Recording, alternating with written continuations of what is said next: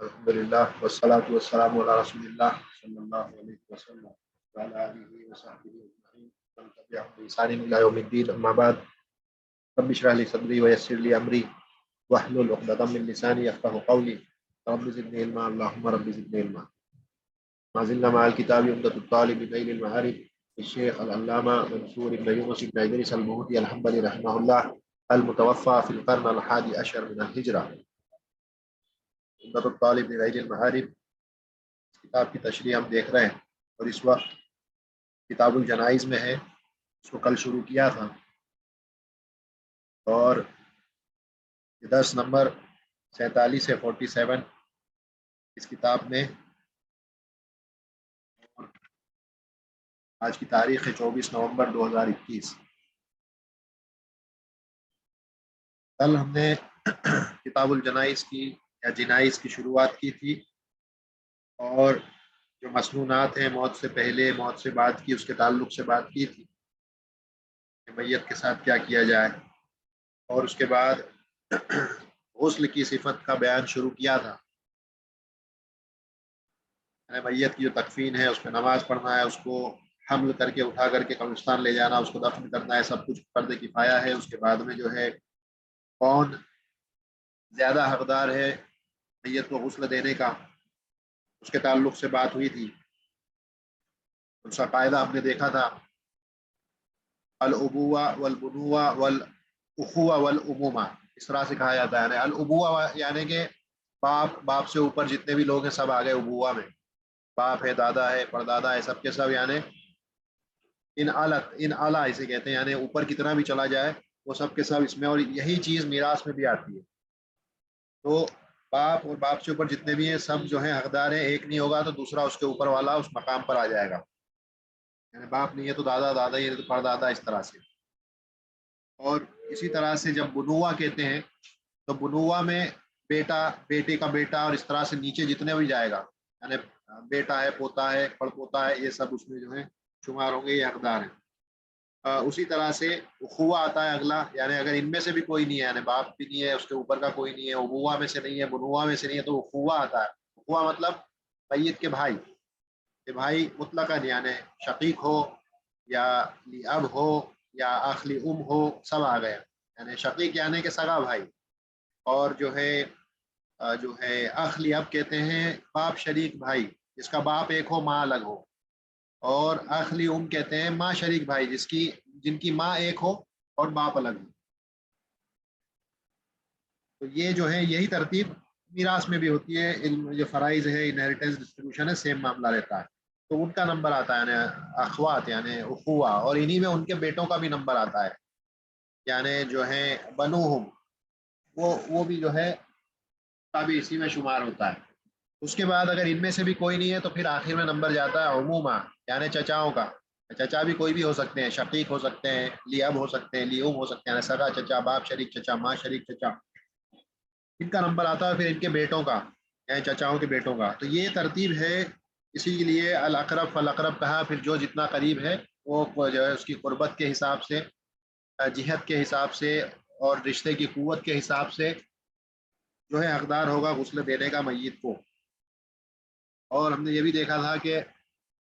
شوہر کو بیوی اور بیوی کو شوہر غسل دے سکتا ہے. اس کے علاوہ آدمی عورت کو اور عورت آدمی کو غسل نہیں دے سکتی. جو ہے باپ جو ہے یا بیٹا جو ہے ماں کو نہیں دے سکتا. اور اسی طرح سے بھائی جو ہے بہن کو غسل نہیں دے سکتا ہے، بہن بھائی کو غسل نہیں دے سکتی. اور ہم نے یہ بھی دیکھا تھا کہ جو وصی ہوگا وہ زیادہ حقدار ہوگا غسل دینے کا میت کو، کیونکہ اس کے تعلق سے وصیت کر کے، مرنے والا وصیت کر کے گیا ہے کہ فلاں شخص مجھ کو غسل دے میری موت کے بعد. تو یہ چیز ہم نے دیکھی تھی. اگر کہیں پر اور ایک آدمی ہے جس کی وفات ایسی جگہ ہوتی ہے جہاں صرف عورتیں ہیں، تو پھر اس کو تیمم جو ہے کیا جائے گا. اسی طرح سے عورت ہے اسی جگہ وفات ہوتی ہے جہاں صرف آدمی ہے، تو اس کو بھی، اس کے لیے بھی صرف تیمم کیا جائے گا، یعنی شوہر کو تیمم کیا جائے گا. یہ چیز ہم نے دیکھی تھی. اس کے بعد میں جو ہے غسل کا طریقہ ہم نے دیکھا تھا کہ نیت کرے گا غسل دینے کی، اس کے بعد بسم اللہ کہے گا، اس کے بعد میت کے دونوں ہاتھوں کو، ہتھیلیوں کو دھوئیں گے جیسے کہ وضو کے لیے دھویا جاتا ہے. اس کے بعد وضو کیا جائے گا جس طرح سے نماز کے لیے کامل وضو ہوتا ہے. چہرہ دھونا ہے، ہاتھ دھونا ہے، مسح کرنا ہے سر کا، پیروں کو دھونا ہے۔ اس کے بعد ناک اور منہ میں پانی نہیں ڈالا جائے گا، جو ہے مدمدہ، استنشاق، استنثار وغیرہ نہیں کیا جائے گا، بلکہ انگلیوں پہ کپڑا لپیٹ کر کے اور اس کو گیلا کر کے اور ناک میں اور ہونٹوں پر اس کو لگایا جائے گا، اور اسی طرح سے اسے دانتوں پر گھسا جائے گا، اور اس سے جو ہے یعنی یہ مقام لے لے گا مدمدہ، استنشاق، استنثار وغیرہ کا۔ اس کے بعد میں جو ہے صابن وغیرہ جو ہے اس کا جھاگ، جیسے سدر معروف تھا پرانے وقت میں، جو جھاگ اس سے بن جاتے ہیں، اس کو لے کر کے میت کے سر کو اور اس کی داڑھی کو اگر آدمی ہے تو، ورنہ صرف سر کو اگر عورت ہے تو دھویا جائے گا، اور اس کے بعد اس کے سیدھے حصے کو، پھر اس کے الٹے حصے کو دھوئیں گے۔ اس کے بعد پورے بدن پر ایک ساتھ 3 مرتبہ پانی ڈالیں گے۔ پانی ڈالتے ٹائم پیٹ کو تھوڑا سا دبائیں گے تاکہ جو بھی اندر کا معاملہ ہے سب باہر نکل جائے، اگر کوئی چیز ہے پیٹ میں تو وہ باہر آ جائے، اور 3 مرتبہ جو ہے دھوئیں گے۔ اگر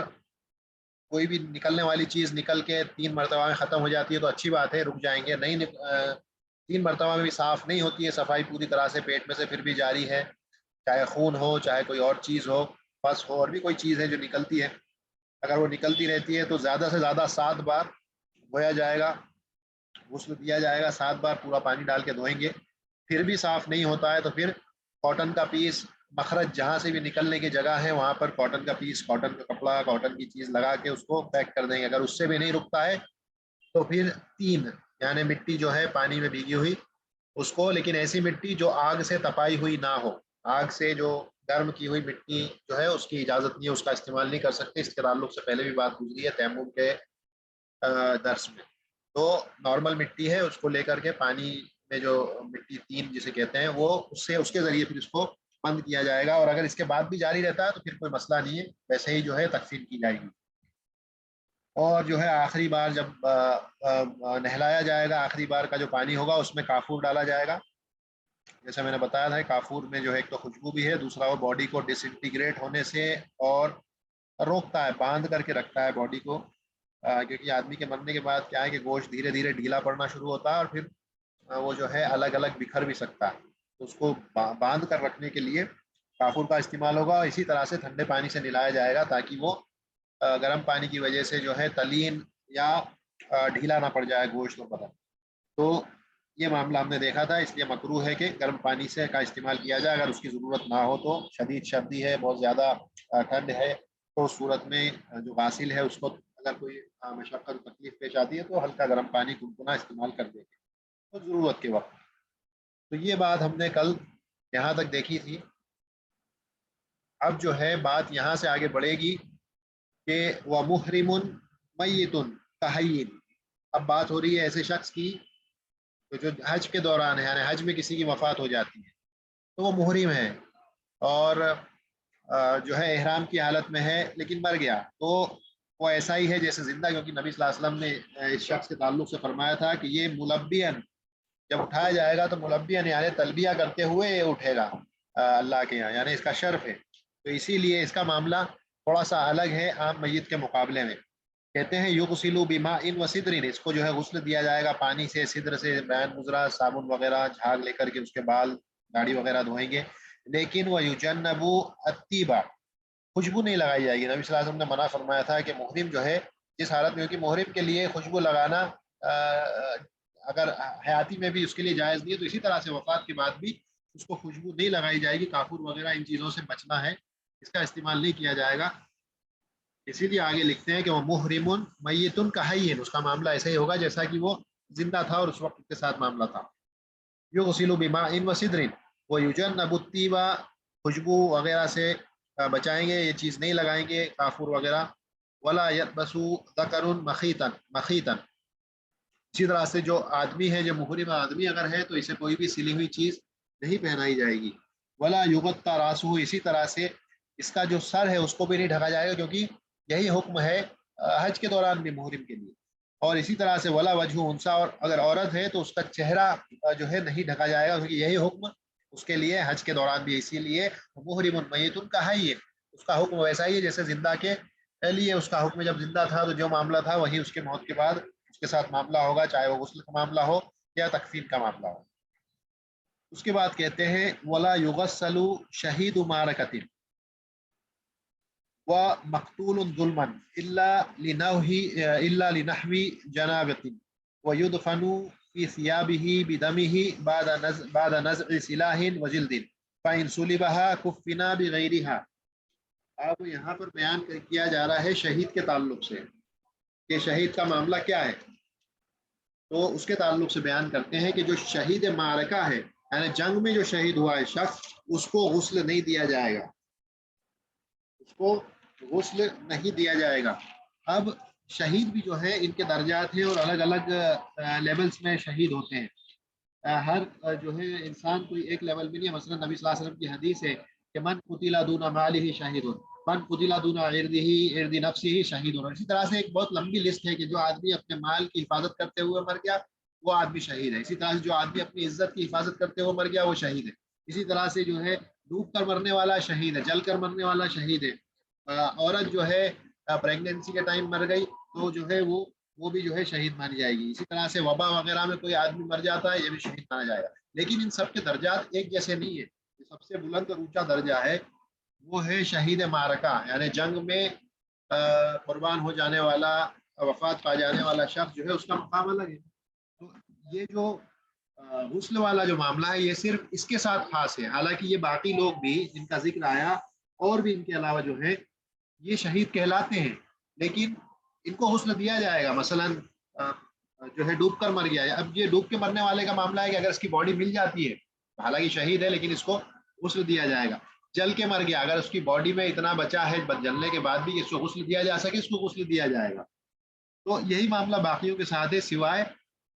اس جو ہے شہید کے جو کہ جنگ میں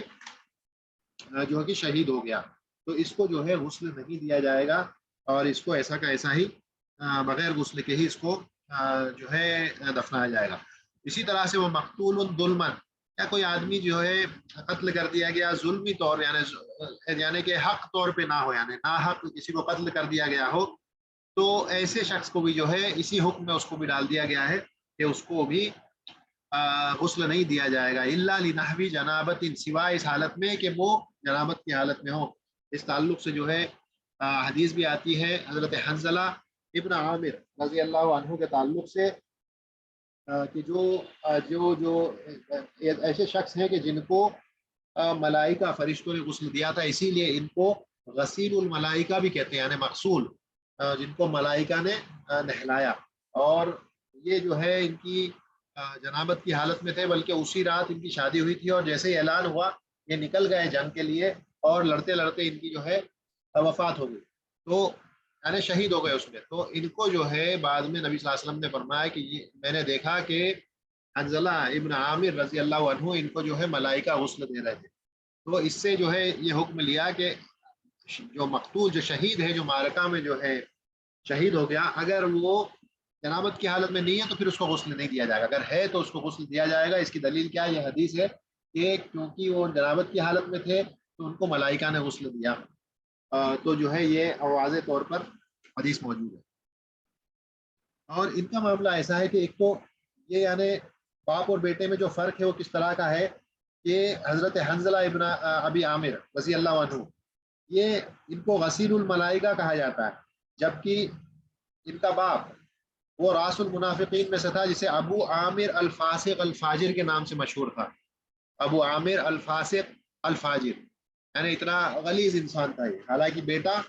غسیل الملائکہ میں شمار ہوتا ہے, دوسرے کو جو ہے راس المنافقین میں شمار کرتے تھے. بدماش آدمی تھا, فاسق تھا, فاجر تھا. تو یہ معاملہ ان کا تھا. اسی طرح سے جو ہے کوئی آدمی ہے جس کو کہ جنگ میں جرح لگ گئی, کوئی جو ہے کٹ گیا, گھاؤ ہو گیا جنگ کے دوران, لیکن جنگ میں وفات نہیں ہوئی اس شخص کی, لیکن مثلا وہ کچھ دنوں بعد اگر وہ وفات پاتا ہے تو پھر یہ آدمی جو ہے اب اس کو غسل دیا جائے گا. حالانکہ جنگ میں تھا لیکن جنگ میں شہید نہیں ہوا, بچ گیا, اور جو ہے لیکن وفات ہوئی جنگ کے گھاؤ کی وجہ سے ہی, جو گھاؤ ملا تھا اس وجہ سے ہی بعد میں 2 3 3 دن 4 دن یا جتنے بھی دن کی زندگی اللہ نے مقدر کی تھی اس کے بعد یہ آدمی اگر وفات پاتا ہے تو اس صورت میں اب اس کو غسل دیا جائے. کیوں؟ یہ کیونکہ شہید معرکہ نہیں کہلائے گا, کیونکہ جنگ کے دوران اس کی وفات نہیں ہوئی. اور اس کی مثال ہے سعد بن معاذ رضی اللہ عنہ, کہتے ہیں کہ ان کی وفات کی وجہ سے اللہ کا عرش ہل گیا تھا. حالانکہ یہ جنگ میں جو جنگ خندق تھی اس موقع پر جو ہے زخمی ہو گئے تھے، اور اس کے بعد اس واقعے کے بعد کچھ دن زندہ رہے اور بعد میں ان کی وفات ہو گئی. تو ان کو جو ہے نہلایا گیا تھا، ان کو غسل دیا گیا تھا، ان کی تکفین وغیرہ صلاۃ الجنازہ سب کچھ ان پہ ادا کی گئی تھی، اور اس کے بعد ان کو کی تدفین کی گئی تھی. تو اس طرح کا معاملہ جو ہے علماء بیان کرتے ہیں. اس کے بعد کہتے ہیں وَيُدْفَنُ فِي ثِيَابِهِ بِدَمِهِ، اور اس کو یعنی یہ جو شہید المعرکہ ہے، اس کو جو تدفین ہوگی وہ اسی کپڑوں میں جس میں خون وغیرہ لگا ہوا ہے اسی کے ساتھ دفنایا جائے گا، یعنی وہ بھی چینج نہیں کیے جائیں گے، ویسے کہ ویسے ہی ان کی تدفین کر دی جائے گی.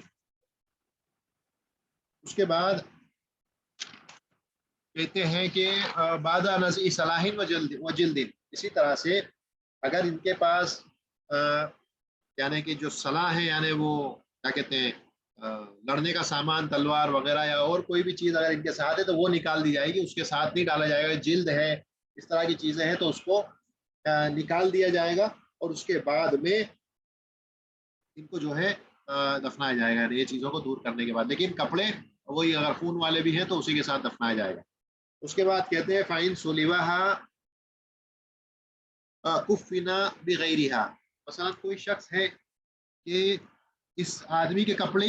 کسی نے لے لیے، مارنے سے پہلے کپڑے ہی چرا لیے گئے، اس کے کپڑے اس سے چھین لیے گئے، اب کپڑے ہی نہیں ہیں، حالانکہ شہید ہو گیا لیکن اس کے کپڑے نکال لیے گئے. تو اس صورت میں اس کی تکفین کی جائے گی، اس کو کفن دیا جائے گا دوسرے کپڑوں سے، کیونکہ اب اس کے پاس کپڑے بچے نہیں ہیں، تو اس صورت میں اس کو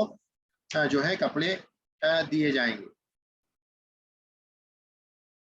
اس کے بعد کہتے ہیں وَسِقْتٌ لِأَرْبَعَةِ أَشْهُرٍ كَمَوْلُودٍ حَيًّا. اب سقط کہتے ہیں وہ بچہ جو مسکیریج ہو جاتا ہے، یعنی کہ جو ہے اصل وقت سے پہلے، یعنی ولادت سے پہلے یہ بچہ یعنی دنیا میں آئے لیکن زندہ نہ ہو، تو اس بچے کے لیے کیا حکم ہے؟ کہتے ہیں کہ یہ جو بچہ ہے یہ اگر 4 مہینے گزار چکا ہے تو اب یہ اس کا معاملہ ایسا ہوگا جیسے کہ زندہ بچہ جو آتا ہے اس کا ویسا ہی ہوگا. اس کے ساتھ ہر وہ چیز کی جائے گی جو کہ زندہ آدمی کے مرنے کے بعد اس کے ساتھ کی جاتی ہے، یعنی اس کو جو ہے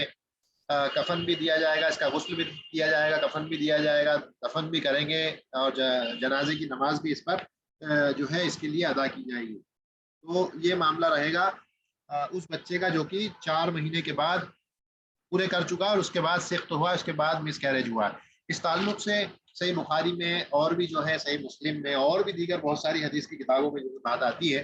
کہ عبداللہ ابن مسعود رضی اللہ عنہ جو ہے وہ کہتے ہیں کہ عبداللہ بیان کرتے ہیں حضرت عبداللہ کہ رسول اللہ صلی اللہ علیہ وسلم وهو الصادق المصدوق، جو کہ صادق ہیں اور مصدوق ہیں، انہوں نے یہ بات فرمائی قال ان احدکم یجمع خلقه فی بطن امه 40 یوما، کہ تم میں سے ہر آدمی کی جو خلقت ہے، کریشن ہے، وہ اپنے ماں کے پیٹ میں جو ہے 40 دنوں تک جو ہے وہ خلقت کا ایک دور ہوتا ہے 40 دن کا. ثم یکون علقۃ مثل ذلک، پھر وہ علقہ ہو جاتا ہے اسی کے برابر دنوں کے اعتبار سے. ثم یکون مدغۃ مثل ذلک، پھر وہ مدغہ بنتا ہے، علقہ یعنی جو ہے خون کا ایک ٹکڑا کہہ سکتے ہیں، اور اس کے بعد ثم یکون مدغۃ، مدغہ کہتے ہیں گوشت کا لوتھڑا کہہ سکتے ہیں، جیسے چوئنگم کو چبانے کے بعد جو شکل ہوتی ہے بس وہ صورت ہے. مدغۃ مثل ذلک، کہ مدغہ بھی اتنے ہی وقت کے لیے. ثم یبعث اللہ ملکا فیؤمر باربع کلمات، اور اس کے بعد جو ہے اللہ جو ہے فرشتے کو بھیجتے ہیں. تو یہاں سے کہتے ہیں دلیل کے طور پہ کہ 40 ایک بار 40، ثم یکون علقۃ مثل ذلک، جب مثل ذلک سے مراد 40 ہے، اور اس کے بعد پھر تیسری بار جب مثل ذالک کہا تو کہتے ہیں اس سے پھر مراد 40 ہے. 40 جب ملیں گے تو 120 ہوتے ہیں، 120 مطلب 4 مہینے. تو اسی لیے کہ یہاں پہ بیان کیا ہے کہ وَسِقْتٌ لِأَرْبَعَةِ أَشْهُرٍ كَمَوْلُودٍ حَيٍّ، کہ اگر 4 مہینے کے بعد اگر مس کیریج ہوتا ہے تو پھر وہ بچہ جو ہے اس کا معاملہ ویسا ہی ہوگا جیسے کہ کوئی زندہ شخص کے ساتھ معاملہ کیا جاتا ہے، اور اس کے لیے غسل بھی دیا جائے گا، اس کی تکفین بھی کی جائے گی، اس کو تدفین، نماز جنازہ سب کچھ اس کے ساتھ ہوگا. اس میں دوسری بات یہ بھی بیان کی جاتی ہے کہ اس میں یہ بھی دیکھا جائے گا کہ جب وہ بچہ باہر آئے گا تو کیا یہ انسان نظر آتا ہے کہ نہیں. اگر انسان نظر آتا ہے، اس کے یعنی شکل ہے، ہاتھ نظر آتے ہیں، پیر نظر آتا ہے، چہرہ، پیٹ وغیرہ ہے، یعنی کہ باقاعدہ یعنی کہ تمیز کیا جا سکے کہ ہاں یہ انسان نظر آتا ہے، اگرچہ کہ وہ ہو سکتا ہے کہ 120 دن سے کم بھی ہو لیکن انسان نظر آتا ہو، تو بعض علماء کہتے ہیں کہ اس صورت میں بھی پھر اس کے ساتھ وہ معاملہ کیا جائے گا جو کہ زندہ شخص کے ساتھ کیا جاتا ہے، تو اس صورت میں اس کے لیے باقی ساری چیزیں ہوں گی جیسا کہ بیان کیا ہے۔ اس کے بعد کہتے ہیں ومن تعذر غسلہ یمم، مثلا کبھی کسی معاملے میں یہ ہو سکتا ہے کہ کوئی شخص ایسا ہو جس کو غسل ہی نہیں دیا جا سکتا، یعنی مثلا کسی بام بلاسٹ میں جو ہے بام بلاسٹ ہوا اور اس میں کچھ بچا ہی نہیں، گوشت کے ٹکڑے ٹکڑے ہو گئے، اب اس کو غسل کیسے دیں؟ یا کوئی اتنا جل گیا کہ جلنے کے بعد اب اس کو غسل ہی نہیں دیا جا سکتا، ڈاکٹر کہتے ہیں اس کو غسل دو گے یا اس کو ہاتھ لگاؤ گے تو اس کی پوری باڈی بکھر جائے گی، اس کو غسل نہیں دیا جا سکتا۔ اسی طرح سے کوئی اور معاملات ہیں، جیسے ابھی ہم نے پچھلے کچھ دنوں میں دیکھا ہے کورونا کے دور میں کہ اب ڈاکٹر اجازت نہیں دے رہے ہیں، جیسا ہی ہاسپٹل سے لے کے گئے ویسا کا ویسا ہی کور لے کے جاؤ اور اس کو دفنا دیا جائے، اس کو کھولا نہیں جائے گا۔ تو ایسے حالات بھی بنتے ہیں جہاں پہ ممکن نہیں ہے کہ انسان کو غسل دیا جائے، تو ایسی صورت میں تیمم ہوگا، اور ابھی کے جو حالات جو غسل ہے اس میں تو تیمم بھی نہیں کیا جا سکتا، اس کے لیے اس کو جو ہے تیمم بھی نہیں کر سکتے، تو اس کو ویسے ہی جو ہے اس کی تدفین کر دی جائے گی بغیر ان چیزوں کے۔ اور پھر کہتے ہیں وہ اعلیٰ غاسل ستر شر، اور غاسل جو ہے اس کے لیے خاص طور سے ہدایت بیان کر رہے ہیں کہ غاسل جو ہے کیونکہ ڈائریکٹلی جو ہے مباشرتاً وہ غسل دیتا ہے میت کو، تو غسل دیتے ٹائم کئی ایسی چیزیں ایسی علامات اس کے سامنے آتے ہیں جو کہ، اور یہ حق ہے کہ آدمی کو جب غسل دیا جاتا ہے تو کئی ایسی علامات آتی ہیں جو کسی آدمی کے اچھے خاتمے یا سو برا خاتمہ ہوتا ہے اس کی علامت ہوتے ہیں، وہ مثلا چہرے کا کالا پڑ جانا۔ اب تو اس آدمی کے لیے یہ وصیت ہے اور نصیحت ہے کہ یہ آدمی باہر جا کر کے لوگوں کے یعنی منہ کر کے باتیں نہ کرے کہ میں نے تو فلاں کو غسل دیا اور اس کا وہ کالا پڑ گیا تھا، چہرہ کالا پڑ گیا تھا، اس طرح کی علامات نظر آئیں جو کہ بری علامات میں سے ہیں۔ تو یہ کام جو ہے جو غاسل ہے جو میت کو جو غسل دیتا ہے اس کا کام ہے کہ ان کو چھپا کر رکھے۔ اس کی وجہ یہ ہے کہ اولاً تو سب سے پہلے تو یہ ہے کہ یہ سارے ظنی چیزیں ہیں، یعنی یہ یقینی چیزیں نہیں ہیں، ہو سکتا ہے کہ اس کا چہرہ کالا کسی بیماری کی وجہ سے پڑا ہو یا خون کا بہاؤ ایک دم رکا ہو، اس کی وجہ سے بھی چہرہ کالا پڑ جاتا ہے، تو یہ ظنی چیزیں ہیں اور یقینی چیز نہیں ہے، اللہ ہی بہتر جانتا ہے کہ یہ اس کی وجہ کیا ہے۔ تو بعض علامات ہیں، اس کو یقینی طور پر نہیں کہا جا سکتا کہ یہ اس آدمی کا واقعی طور پر کوئی برا خاتمے کی وجہ سے اس کا چہرہ کالا پڑا ہے۔ تو یہ چیزیں ضمنی چیزیں، اور ضمنی چیزوں کی بنیاد پر اس طرح کی چیزوں کو نشر کرنا اور عام کرنا کہ فلاں کا غسل لیا اور اس طرح سے اس کا معاملہ ہوا تھا، یہ بری چیز ہے، اور مرنے کے بعد اس آدمی کی باتیں ہوں یہ درست نہیں ہے۔ اور اس کے علاوہ دوسری چیز یہ بھی ہے کہ اب وہ آدمی دنیا سے چلا گیا، اس کا جو بھی معاملہ تھا اس کے ساتھ چلا گیا، اس کا معاملہ اللہ کے ساتھ ہے، اللہ جو چاہیں گے اس کے ساتھ کریں گے، جو بھی معاملہ کریں گے۔ اب اس دنیا میں رہنے والوں کے لیے یہ درست نہیں ہے کہ وہ چلے جانے والے آدمی کے تعلق سے اس طرح کی باتیں کریں۔ اب اس سے پہلے کہ ہم اس درس کو یہاں پر روکیں، کیونکہ اگلا جب درس ہوگا تو وہ اگلا فصل ہے جس کو ہم آج نہیں پورا کر پائیں گے، کفن کے تعلق سے ہے، تو کفن کے تعلق سے اور نماز جنازہ ہے، دو چیزیں جو ہے آئیں گی جس کو ایک ساتھ انشاءاللہ کوشش کریں گے کل کے درس میں پورا کریں۔ شہید کے تعلق سے ایک بات جو ہے بیان کر دیں کہ غزوہ احد کے موقع پر ضرورت یہ پڑی کہ دو لوگوں کو ایک ایک قبر میں ڈالنے کی ضرورت پڑی، کیونکہ اتنا کہاں کھودتے گڈھے قبروں کو کہاں کھودتے، تو ایک ایک قبر میں دو دو لوگوں کو ڈالا گیا۔ اس کا بیان بھی آگے آئے گا جب تدفین کی بات آئے گی،